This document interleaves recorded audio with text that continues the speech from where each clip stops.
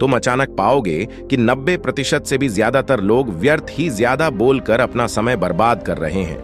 ना बोलने का कोई भी नुकसान नहीं है, लेकिन यदि आप ज्यादा बोलते हैं तो आप अत्यधिक गलती कर देते हैं। अगर व्यक्ति कम बोलना शुरू कर दे दो, दुनिया की 90% मुसीबतें कम हो जाएंगी, झगड़े फसाद कम हो जाएंगे, उपद्रव कम हो जाएंगे, अदालतें कम हो जाएंगी। अगर लोग थोड़ा चुप रहना सीख लिए, संसार की बहुत सारी समस्याएं हैं, बहुत सारा उपद्रव सिर्फ बोलने से पैदा होते हैं। सारी बात मौन सीखने की है। जब तुम नहीं बोलते तब तुम एकांत में अकेले हो गए, भरे बाजार में भीड़ में खड़े हो नहीं बोलते, हिमालय के शिखर में पहुंच गए। जिसने मौन की कला जान ली, वो भीड़ में भी अकेले होने की कला जान लेता है। वो अपने भीतर ही डुबकी लगाने लगता है। एकांत में तो आदमी स्वर्ग में है, दूसरे की उपस्थिति ही बेचैनी पैदा करती है।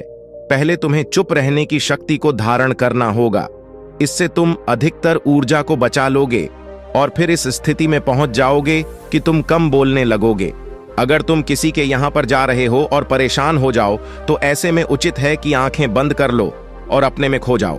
वहां से आपको ताजगी महसूस होगी, क्योंकि तुम्हारे अंदर ही जीवन का वो स्रोत छिपा हुआ है, वह किसी दूसरे में नहीं है। इसके बाद राजकुमार उस रिसाई से पूछते हैं, आखिर कौन हमें अपने अंदर तक लेकर जाएगा? ये बातें सुनकर रिसाई बुद्ध कहते हैं, तुम्हें स्वयं ही अपने अंदर उतरना होगा और वहीं से परम राज्य जीवन का आनंद ले पाओगे। आनंद का यहीं से जन्म हुआ है, यहीं से तुम मौत में डूब जाओगे, यही तुम्हारा सूरज उदय होगा और यहीं से अस्त होगा। इसी प्रकार तुम बार बार डुबकी लगाओ। जब भी तुम डुबकी लगाकर लौटोगे, वहां से तुम पाओगे फिर ताजगी भरी जीवन की नई संपदा मिलेगी। इस नई शक्ति के जन्म होने से तुम्हारी थकान गई, उदासी गई, चिंता गई।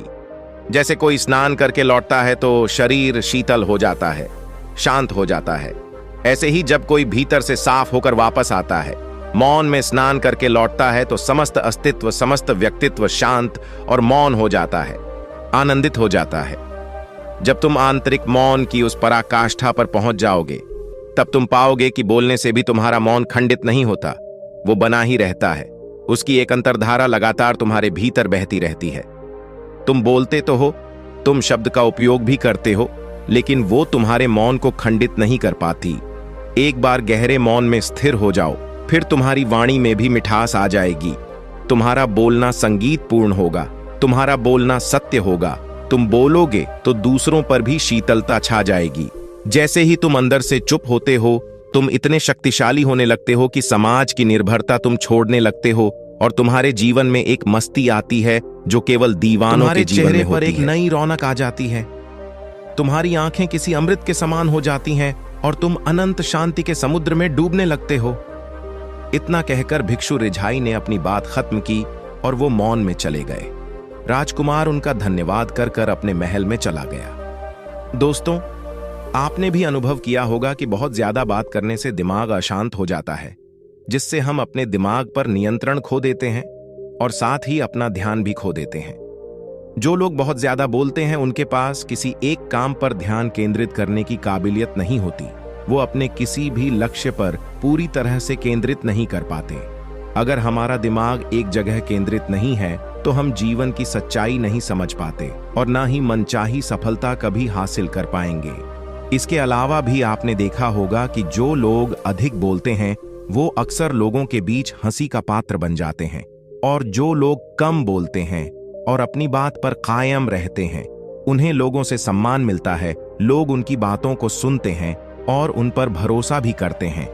जो लोग जरूरत से अधिक बोलते हैं और अपने विचारों के बारे में पक्के नहीं होते, उनका दिमाग स्थिर और विचलित रहता है, शोर से भरा रहता है, और एक अशांत दिमाग वाला व्यक्ति जीवन में किसी भी चीज में सफल नहीं हो पाता, क्योंकि वह किसी भी काम में फोकस नहीं कर पाता।